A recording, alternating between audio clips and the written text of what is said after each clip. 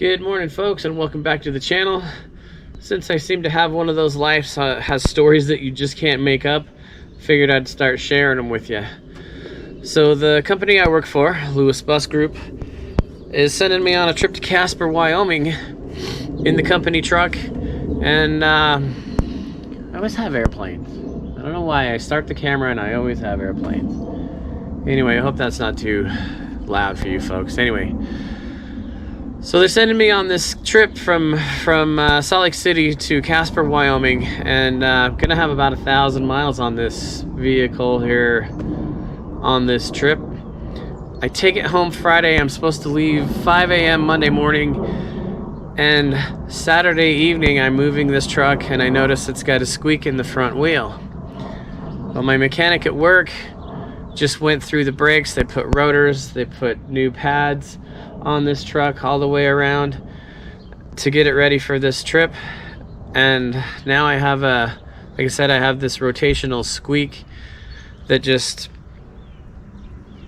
seems like it's part of the wheel or the bearing, which is not exciting to me. I may be putting a live bearing on this thing here. So anyway, it's Sunday.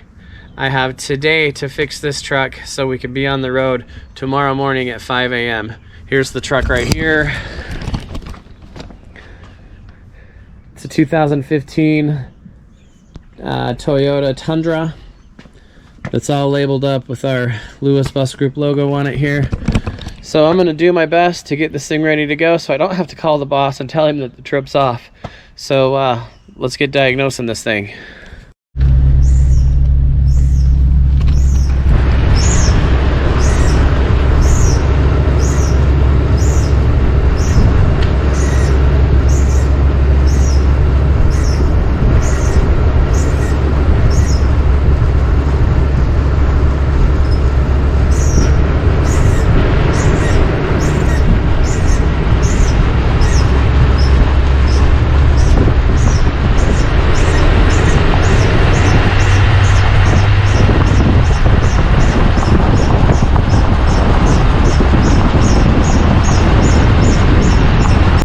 Kind of crazy.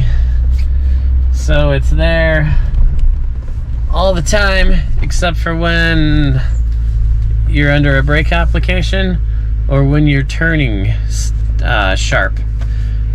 Let's get these front wheels off because it sure sounds like it's the front. So let's get these front wheels off and see what we can see. Alright, so quickly checking. First thing I noticed was, look how low this tire is.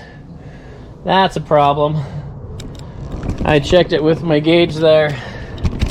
It's reading like 20 psi. The others have 45. Like I said, every time I turn the camera on, I have airplanes. No, I can't fake this kind of stuff. Anyway, so I'm gonna put air in this tire and we're gonna go around the block, see if we can pinpoint what side this is coming from. All right, so I have my super technician with me. What do you say? She's got it all diagnosed and telling me it's in the... No, I'm just kidding. Cindy walked along the side of the truck. She's telling me it's in the rear of the truck and not the front, which kind of gives me some hope that it's not those unitized bearings on the front, but makes me nervous that it could still be an axle bearing or something on the back. But I don't hear that when it's loaded and it's under a turn. I don't get it. I'm turning around right now.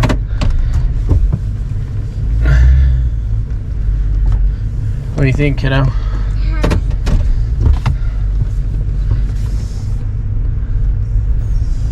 Hold this out the window there.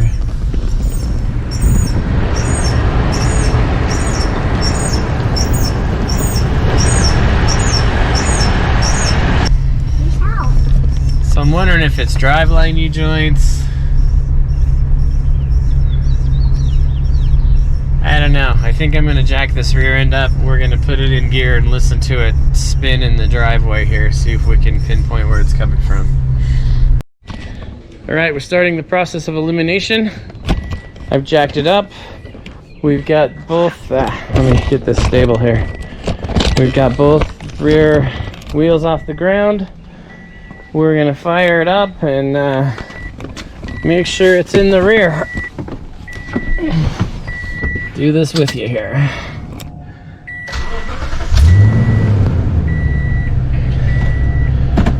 Make sure we're in drive. Letting off the brake.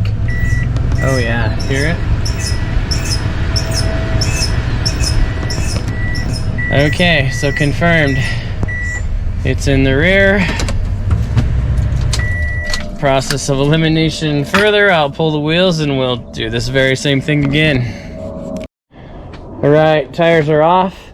And I know, like I said, the mechanic just did the rear pads. You can see that they're brand new.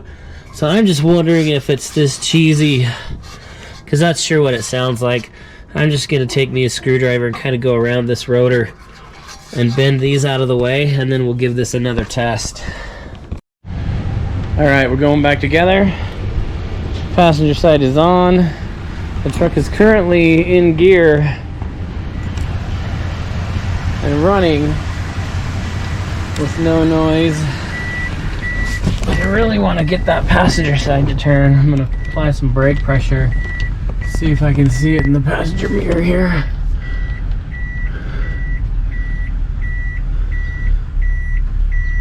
Alright, looks like it's turning. So it looks like that side's good. Alright, we can get this driver's side to cooperate. We'll be golden. Alright, so we're tearing her down. She needs rotors. I don't know if you can see the heat cracks in this thing, but they're pretty bad.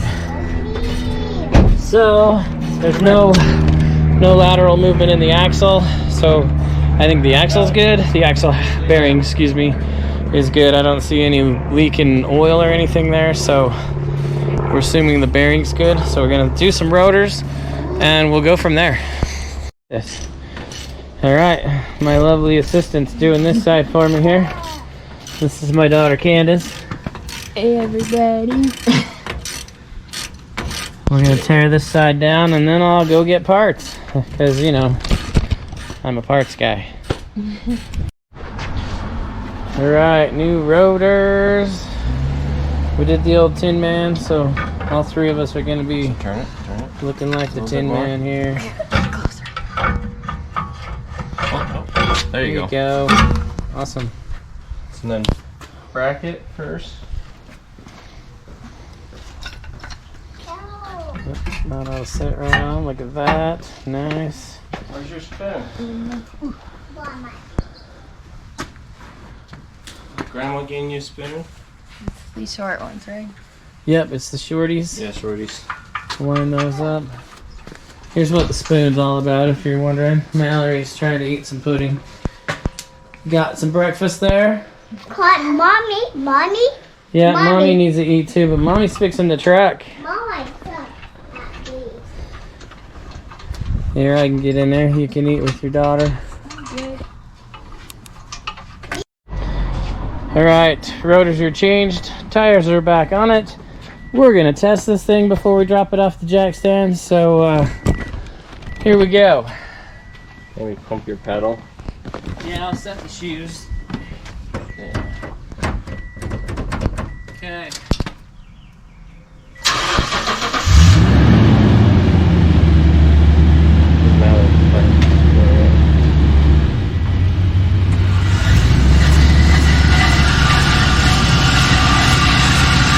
No good. It's not as bad, but still. Hit your pedal. Slowly let it off.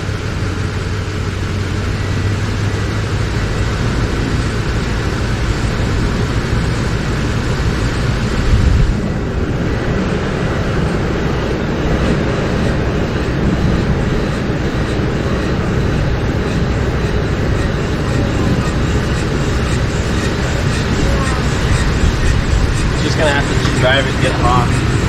No. Work through it, I think. Oh.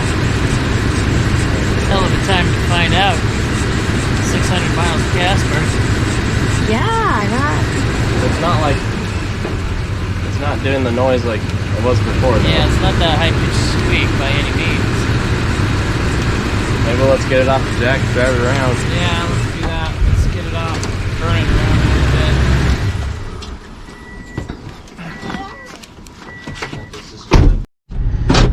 You gotta back up. Because the thing is still Put it there. in reverse first. What did you want to try to drive it over? Yeah, drive it over that. Okay. Around the block test. Here we go. Still making some noise, but I'm hoping it's just pads on rotors.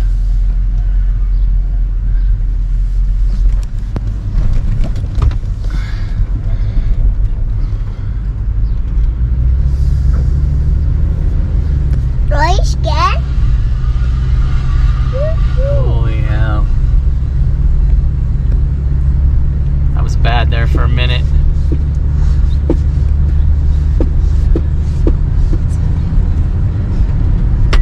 Be cup toy.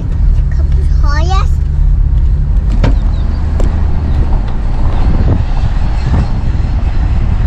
Doesn't go away on a brake application anymore.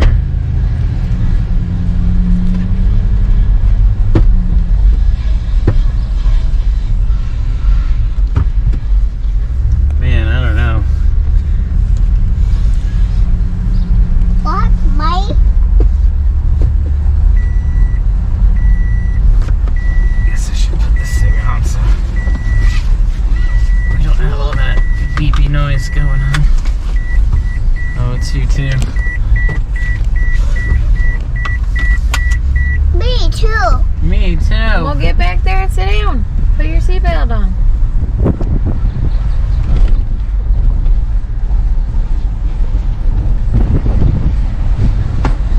Yeah, let me stick that out the window here.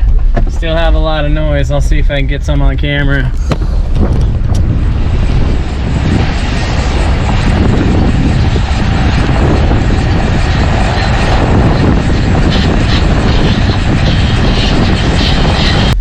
Man, I don't know. I'll let Matt jump in the back here.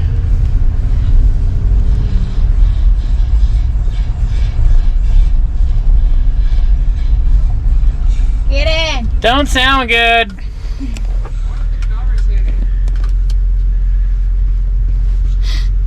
You think it's the dust shield again now? Well, maybe we can pry on those with the tires on. Just get under it and... Right.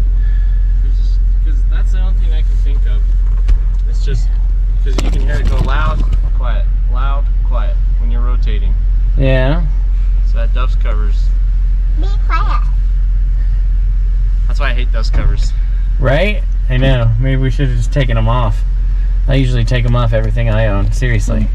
Because they're this pain in the butt like this. Go. And back in Go! and out. Look underneath. Dad. Okay. Go. See. Dad. What? Yours. Mine? Be a fish. Is this one yours? Oh, yeah, you. That, Mommy? Yes. So we've done the rotors, took it for a test drive, and we're back.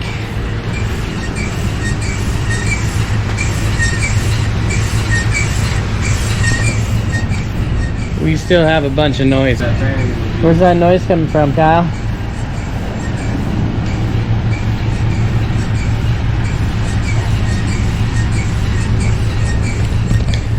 Yeah, mystery noises and a 1,000-mile trip don't mix.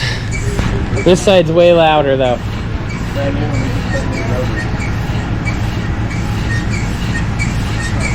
So I think it's about time to call the boss and see what he wants to do here, because I could spend all day on this and maybe find a bent axle shaft that's a dealer only item.